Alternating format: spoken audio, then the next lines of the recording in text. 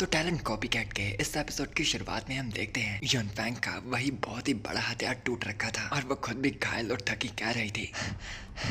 जैसा सोचा था ये बीस्ट हद से भी ज्यादा ताकतवर है। मैं इसकी बराबरी बिल्कुल भी कर नहीं पा रही और इसकी बराबरी पर लड़ तक भी नहीं पा रही, तो इससे जीतना तो और भी कई गुना मुश्किल होगा। और अपनी उस अजीब पोज से उठती हुई वो बताती है कि उसे बिल्कुल भी ऐसा नहीं लगा था कि यहाँ पर एक ऐसा मॉन्स्टर होगा जो उसकी ऐसी हालात कर पाएगा। एंड वो मॉन्स्टर फिर से उसे मारने के लिए उसके करीब आ जाता है, पर मरने के लिए बिल्कुल भी रेडी ना होती युनफैंग अभी भी अपनी ताकत को पूरी तरह एक्टिवेट करती इस लड़ाई से पीछे बिल्कुल भी नहीं हट रही थी, क्योंकि उसके पास अभी भी एक ट्रम्प कार्ड पड़ रखा था। एंड फिर एक और एलिक्सर को बाहर निकालती वो कहती है कि उसने सोचा नहीं था कि इतनी जल्दी उसे इतनी जरूरी आइटम इस्तेमाल करनी पड़ जाएगी जो कि उसकी ताकत बहुत ही ज्यादा बढ़ाने वाली थी। और अपने शरीर को रेस पे डालती वो उस बड़े मॉन्स्टर को चुनौती देती बताती है अपनी ताकत पर बहुत ही ज्यादा घमंड करते हो तो अब तुम्हें अपनी औकात पता चलेगी जब तुम एक छोटी सी मोहनराज की ताकत का सामना करोगे। और मुझे नहीं पता क्यों पर इस लड़की को अजीब से पोस्ट देने की आदत है। एंड यहाँ वो मॉन्स्टर भी उसकी बकवास से थक गया, अपनी मैजिक एनर्जी को एक बहुत ही बड़े अटैक में इकट्ठा कर रहा था, जैसे कि वो गोकू का स्पिरिचुअल बॉम्ब बना रहा। पर उससे पहले वो उस हमले का इस्तेमाल कर युनफैंग को मार पाता। युनफैंग ने उस एलेक्सर सीड का इस्तेमाल कर दिया था और उसे करने के बाद ही वो उसे अपना मोनराज लेवल का हमला वन टाइप का मॉन्स्टर पीर्सिंग स्टैब मारती है। और ये हमला इतना ज्यादा ताकतवर था कि वो उस बड़े और बहुत ही हाई लेवल के फेरोशियस बीस्ट के भी शरीर के आर पार चला जाता है और उसके शरीर में एक बहुत बड़ा शेक करने के साथ साथ ही वो उस बड़ी विशाल केव को भी चीरता बाहर चला जाता है। एंड ये धमाका इतना ज्यादा बड़ा था जिससे पूरी की पूरी माइन गिरने वाली थी। और यहाँ ये ध्यान भी उसी जगह के पूरा नीचे था और उस धमाके की वजह से वहाँ पर भी कई पत्थर गिर रहे थे। और ये ध्यान भी सिचुएशन समझता सोच रहा था आखिर इतनी ज्यादा ताकतवर एनर्जी की वेव ये ताकत उस यून फैमिली की लड़की की नहीं है, कुछ तो कुछ और गलत हो चुका है। मेरे पास टाइम काफी कम है और मुझे काम जल्दी करना पड़ेगा। एंड इसीलिए वो अपने स्पीड टैलेंट को एक्टिवेट कर पूरी की पूरी तेजी से अपनी मंजिल की तरफ बढ़ने लगता है। और यहाँ दूसरी तरफ हम पाते हैं उसी बहुत बड़े विशाल मॉन्स्टर को जिसके शरीर में युनफैंग ने एक बहुत बड़ा होल कर दिया था। जो मॉन्स्टर पहले हर जगह सुरंग के खुद बनाता था आज उसके अंदर खुद एक सुरंग बन गई थी। एंड वहीं एकदम घायल होकर वो जला बुझा वहीं पर गिर जाता है और उसकी लाश को हटाती युनफैंग भी वहाँ पर आती कहती है कि शुक्र है उसके पास वो मैजिक टूल था जो उसकी फैमिली के हेड ने उसे जरूरी टाइम के लिए दिया था। जब सिचुएशन बहुत ज्यादा बिगड़ जाए उसे उस मैजिक टूल को सिर्फ तभी इस्तेमाल करना था और अगर आज वो मैजिक टूल उसके पास नहीं होता तो वो पक्का यहाँ पर मारी जाती। पर फिर भी उस टूल को इस्तेमाल करने के बाद उसके शरीर की एकदम बुरी हालत हो गई थी और ये चीज हम उसके हाथों पे बने घावों से देख भी पाते हैं। पर अब मुश्किल ये थी कि मॉन्स्टर को भले उसने हरा दिया था पर जिस काम के लिए वो यहाँ पर आई थी वो अभी तक नहीं हुआ था और उसे समझ में नहीं आता कि आखिर उन वो वाइटैलिटी स्टोन की माइन को कहाँ ढूंढ पाएगी। और यहाँ पानी में ये ध्यान को ऊपरली तरफ रोशनी दिखाई देती है जो कि पक्का बाहर आने का रास्ता था। एंड वहीं से ही तेजी से छलांग मारता ये ध्यान बाहर की तरफ आ जाता है और पाता है कि वो एक अलग ही जगह पर पहुंच गया था। और शाओजी भी चिल्लाते हुए ये ध्यान को फटाफट उसके सामने देखने को कहती है और जब वो अपने सामने देखता है तो उसके सामने उसकी जिंदगी का अभी तक का सबसे बड़ा खजाना था। हर जगह पर वाइटैलिटी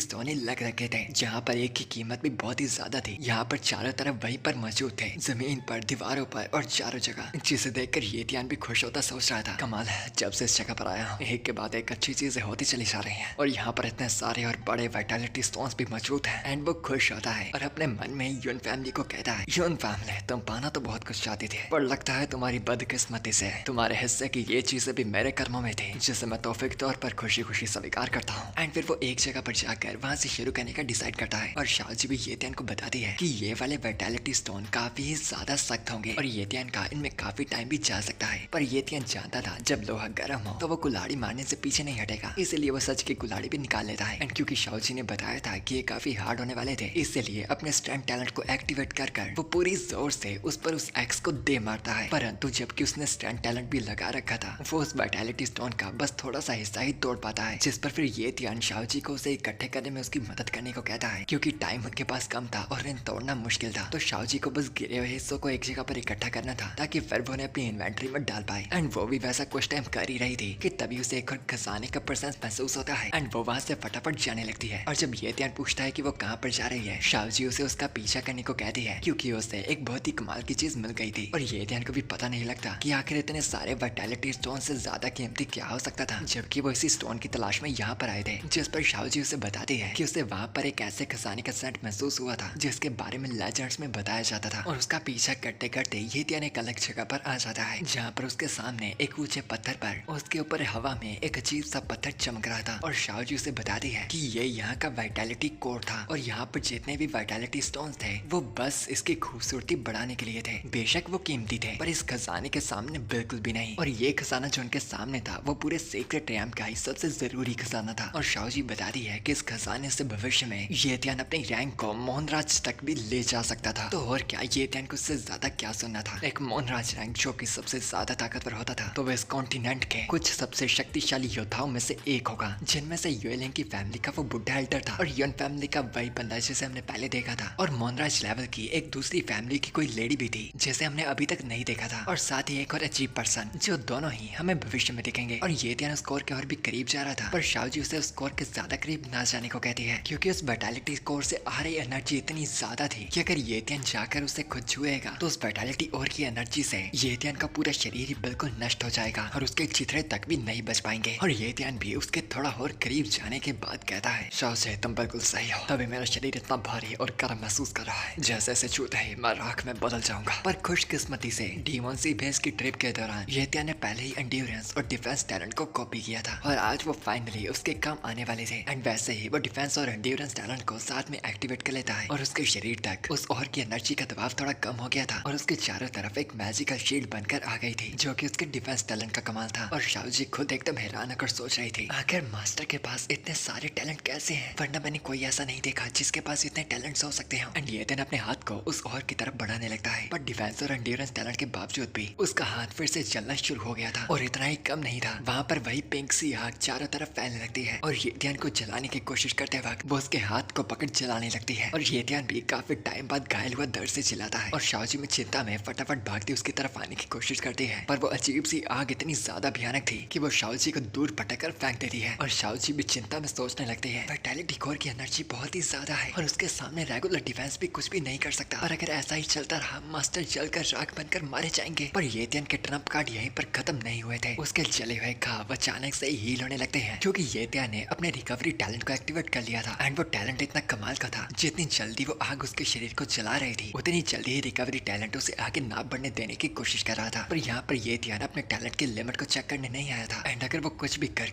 बस उस ओर को छू लेता तो वो उसे अपनी इन्वेंट्री में डालकर इस आग को रोक सकता था। पर उस आग का प्रेशर भी इतना ज्यादा था कि वो ये ध्यान को अपनी तरफ बढ़ने नहीं दे रही थी। पर अपनी पूरी ताकत लगाकर ये ध्यान का हाथ उस ओर तक पहुंच जाता है और तभी वो अपने स्पेशल टैलेंट की पॉकेट इन्वेंटरी स्किल से सीधा ही उस ओर को इन्वेंटरी में डाल लेता है। और तभी वहाँ पर एक बहुत ही बड़ा धमाका होता है जिससे ये ध्यान को घेरी आग सारी बिखर कर दूर हो जाती है और ये ध्यान भी उस धमाके से दूर जाकर गिर कर टकराता है। पर जो भी हो वो बाल बाल बच गया था और रिकवरी टैलेंट भी फटाफट मौका देखकर उसके जले घावों को पूरी तरह फिर से हील कर देता है। और शाओजी भी अब चिंता में फटाफट ये ध्यान की तरफ भागती आती है पर ये ध्यान उसे बताता है कि वो बिल्कुल ही ठीक था। एंड फिर अपनी इन्वेंटरी स्किल से उस ओर को बाहर निकालता वो बताता है, शाओजी देखो तो सही, तुम्हारी बदौलत मुझे आखिरकार ये वाइटैलिटी कोर मिल गया। और शाओजी भी बस ये ध्यान की तारीफ कर रही थी कि मास्टर तो सच में कमाल के थे जो कि वो इस नामुमकिन टास्क को भी पूरा कर पाए थे। पर जितना मुश्किल वो काम था उसका रिवॉर्ड भी उतना ही ज्यादा अच्छा था। पर क्योंकि अब मैजिकल कोर की एनर्जी इस जगह से जा चुकी थी, ये जगह भी बस जल्दी तबाह होने वाली थी और उससे पहले उन्हें फटाफट यहाँ से निकलना था। और तभी वो जगह भी टूट कर बिखर कर गिरने लगती है और शाओजी को फटाफट पकड़े ये ध्यान स्पीड टैलेंट का इस्तेमाल कर अपनी पूरी तेजी से वहाँ से निकल पड़ता है। और वहाँ दूसरी तरफ बेचारी यूनफैंग की तरफ, जिसे नहीं पता था कि ये ध्यान उसे पूरा लूट चुका है, ऊपर देख कर पाती है कि पूरी माइन ही टूटने लगी थी और जल्दी पूरा बिखर कर ये तबाह हो जाएगी। पर ऐसा तब तक नहीं होना चाहिए था जब तक वाइटैलिटी कोर गायब नहीं हो जाता। और उसे भी थोड़ा शक हो जाता है कि शायद उसके साथ साथ इस माइन में कोई और भी मौजूद था जिसने उस वाइटैलिटी कोर को उससे पहले पा लिया था। और यहाँ ये ध्यान उस जगह से बाहर निकलता अब उन वाइटैलिटी स्टोन्स की तरफ आ गया था जो कि खुद में भी काफी कीमती थे। एंड वो उस खजाने को भी अपने हाथ से जाने नहीं देना चाहता था क्योंकि खजाने का लालची जो था वो। एंड फिर अपनी एक्स निकालता हुआ वो अपने स्टंट टैलेंट को शुरू करता, फिर से उन वाइटैलिटी स्टोन की माइनिंग करना शुरू कर देता है और शाओजी को बताता है कि मुश्किलें चाहे जितनी हो जाए वो यून फैमिली को यहाँ से पूरा लूट कर ही जाएंगे और उनके हाथ में मक्खी तक भी नहीं आने देंगे। पर क्योंकि यूनफैंग अभी भी जिंदा थी तो क्या पता शायद वो ये ध्यान को ढूंढकर वहां तक पहुंच जाए। और क्या अब इन दोनों का सामना होने वाला था या फिर नहीं, और आखिर ये ध्यान मोहनराज कब बनेगा ये तो हम जानेंगे इसके अगले एपिसोड में। एंड तब तक के लिए आप लोग मेरी बाकी की गई सीरीज को एंजॉय कर सकते हैं क्योंकि वो सीरीज भी सच में इस सीरीज के लेवल की है और काफी कमाल की है। एंड कुछ लोग उसे शायद मिस कर रहे होंगे बट मैं चाहूंगा कि आप उन्हें भी एंजॉय करें। लिंक आपको डिस्क्रिप्शन और पिन कमेंट में मिल जाएगा। और और आल्सो गाइस अब आप हमें सपोर्ट सुपर थैंक्स ऑप्शन का इस्तेमाल कर भी कर सकते हैं या फिर मेंबरशिप भी चलेगी, वरना वेल आपकी मर्जी। और अब मैं तो आपको मिलता हूँ अगली बार अगले एपिसोड के साथ। So for now bye goodbye, sayonara जाना।